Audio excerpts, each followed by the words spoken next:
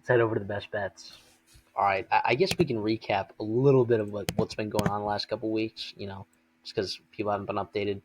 Um, in the second week of bowl games, all right, I went 4-1. You went 2-2. Boom bang.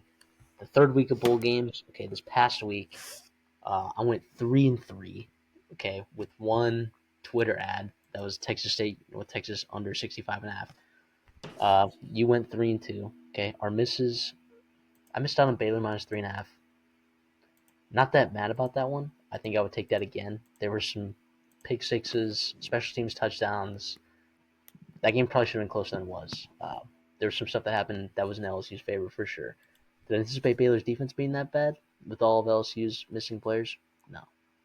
So that was an impressive performance by LSU, especially Garen Nussmeier. Texas State minus 13 from both of us. What? What? That was crazy. We'll talk about that in our bowl game recaps, but Drew Le- Messermaker, Legend. unbelievable. And then I also lost out on South Carolina minus 9.5, which sucked. Illinois ended up coming out winning that one, so that was nice for them. Then we both hit together Ole Miss minus 17, Buffalo minus 2.5. You also hit Minnesota minus 7.5, and you missed on Alabama, Michigan over 43.5. And at halftime, that was looking pretty good. I But mean, then, gifted, and Jalen Moreau just blew it. yeah. So then we came around in the quarterfinals of the college football playoffs, and I went 2-0, and you went 1-1. I hit on Ohio State minus 2.5 and Notre Dame Georgia under 45.5, which ended up kind of being a sweat at the end for no reason. And then Texas team total over 31.5. You hit thanks to overtime, and you lost on Notre Dame team total under 22.5 thanks to a kick return touchdown and Mitch Jeter going 3 for 3 from 40 plus yard field goals and a strip sack that led to a touchdown on the next play. That's a bad beat, dude. That's a bad beat. Not No, gonna but lie. it got like the overtime, like things even out, right? Yeah, So, I guess so. I guess so. but also like I looked like a genius because within what 5 minutes, Texas was up 14-3, and I was like, oh, I'll settle in, and we'll get to 31. I won't worry about it. And all of a sudden, it became a sweat, and then Brian Ward, dude. Brian Ward. So, yeah, so that leaves us. I'm 56-50 on the year, up 0.96 units, basically a unit. You on the year are 55-45, up 5.05 units, big year. So we're up 6 units as a show. Feels pretty good. Heading into the last basically 2 weeks of football. Last 3 games of the football season are coming up here. We got 2 of them today. I've only got 2 best bets, you were telling me before air that you've got 4, which is quite a treat because you've been hotter than I have been. figure strike while iron's hot. Also, too, like it's only 2 games, and you're like, if you feel like I kind of feel not strongly about both of these, but like I feel like I know what I'm gonna get potentially, and I think I could capitalize on that in a lot of different ways too. I think these will be pretty good. So stay All right, tuned. well, you start us off. Yeah, I'll start over in the what is that the Orange Bowl, right? Ohio, Notre Dame and Penn State, excuse me. And I'll go back to the well. I'll go back to the well. Notre Dame team total under 22 and a half. Same exact line I got burned on in the Sugar Bowl. I feel like it's going to be a similar kind of outcome here without the special teams touchdowns, without the big turnover. 14 points just gifted right to Notre Dame. Plus, you mentioned the field goals and everything else that happened with that. Yeah, I think Notre Dame can win and still go under 22 and a half. So I feel good about that. And also I think there's a chance Penn State just kind of that defense turns it up. And they finally have an answer and they can tackle Riley Leonard. And they got speed and athleticism at all 3 levels to be able to do it. And also if they can run the ball, take the bleed the clock, all that good stuff. A lot of reasons why I'm on Notre Dame under 22 and a half. Yeah, that's not crazy. I like that, and I like that because I'm on the Penn State Notre Dame under 45.5 total, right? And I should have put this out on Twitter when it's at 46.5, but I figured like maybe it's not going to move a whole lot.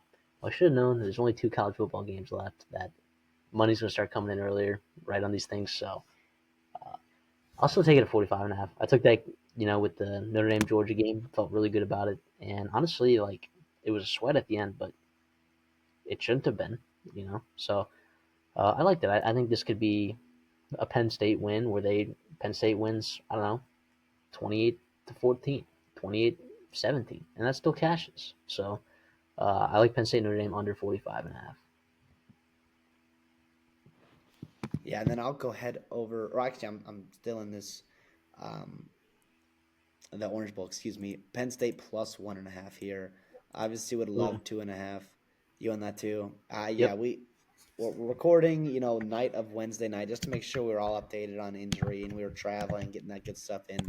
Um, but 1.5, I'll still take. I do think the wrong team is favored here. I do think Penn State will win this game. So that 1.5, 2.5 does not really matter to me. It could come into play with these damn overtime rules, right? That would suck a lot.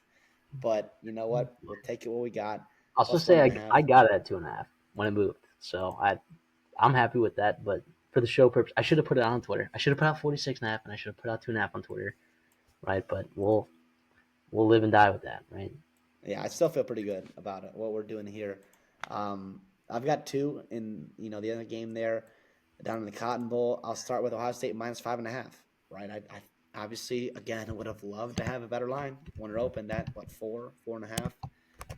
That bet got bet up pretty quickly there in the favor of the Buckeyes. But yeah, we talked about it in our preview. Yeah, Ohio State's probably more talented at just about every position.